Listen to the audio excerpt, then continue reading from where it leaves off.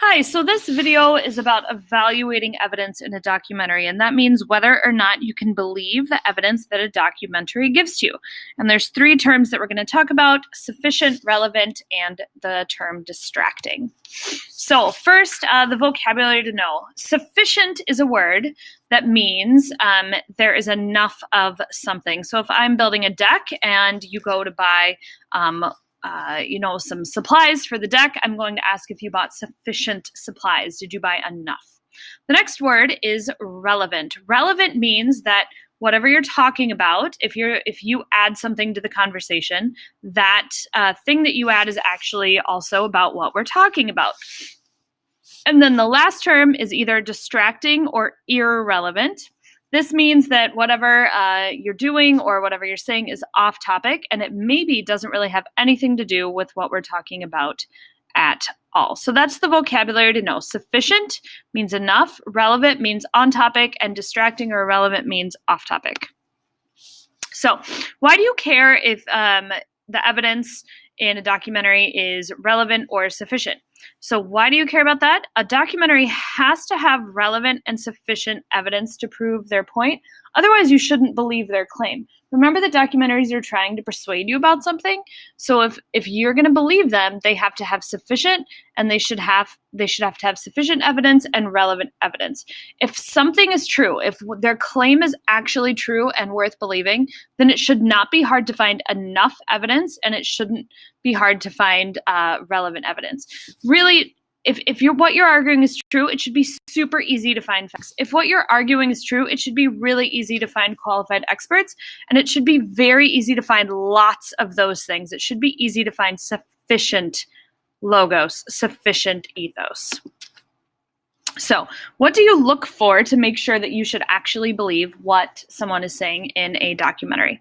Okay, so first off, you're going to look for anything that is irrelevant or distracting. So you can look to see if they do things that are kind of pathosy, but maybe really aren't about the subject matter. Do they make something seem like it's connected, even if it really isn't? Maybe it's about a person and they interview their third grade teacher and make it seem important, but maybe that third grade teacher, what they're saying really isn't connected. Sometimes they also can show footage of things that don't really matter. Experts, what to look for. Are the experts really experts? If they are experts, the movie is going to tell you what their qualifications are. Make sure that they have qualifications.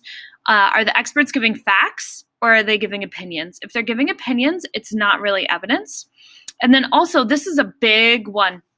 Do they have experts who are unbiased? That means that they're either like they really don't have one opinion another way or the other, or do they only have experts from like the one side of the story?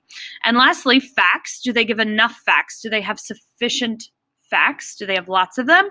And then are those facts only from one source, or do they have multiple sources that they get those facts from? And do they tell you where they get those facts from? Okay. If they're not telling you, then they're probably hiding something. So let's practice here with this documentary about Tiffany's, the jewelry store.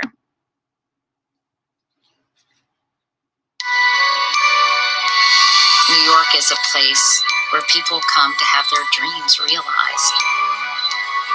That's why so many people not only come to the city, but ultimately make their way to Tiffany. Do I know how to give good advice or what? The engagement ring, as we know it, was introduced by Tiffany. Their branding, that blue box with a white ribbon, is unequivocal. No choice of color has ever been so successful in the history of marketing. People have very positive associations with it. Oh my God! I can see it from the other side of the room. That's Tiffany.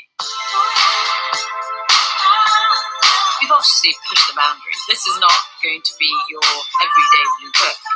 We did a lot of wreaths in the past, but the beauty about this piece is that they're pear-shaped diamonds going one direction.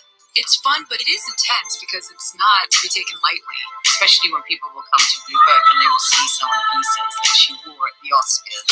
The one celebrity who will always be associated with the brand is Audrey Hepburn. She makes for the perfect denim. A good girl doing bad things. Holly Golightly. Okay, so let's think. Let's start down here with experts, okay? So they had a lot of interviews. They used a lot of ethos. But did they tell us who these experts were? Not really. Are the experts from multiple sides or only one side? It seemed like everyone they talked to really liked Tiffany's. It also seemed like a lot of people that they interviewed maybe worked at Tiffany's or were designers. And so those people would obviously like Tiffany's. It also had celebrities that were wearing their jewelry. And so those people would always be from one side. Some of them gave facts like that Tiffany invented the engagement ring, but a lot of it was just like opinions about what they thought was pretty. So experts, I'm not so sure about that. Facts, they gave us some facts, but most of it was just opinions. Most of it was pictures of things. They didn't tell us what their sources were, anything like that. So I'm not so sure about facts. And then irrelevant and distracting things. They showed a lot of pretty pictures of jewelry. So I guess that's kind of relevant, but who knows, right?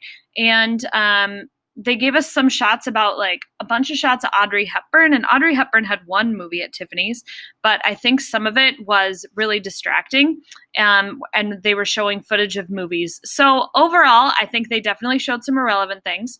They had lots of experts, but we don't really know if the experts were experts, and they didn't give experts from any other side, and they didn't give us a ton of facts. So unless maybe they change things in the movie, I mean, granted, we only watched 1 minute. I don't know if we would be able to say that documentary is completely trustworthy.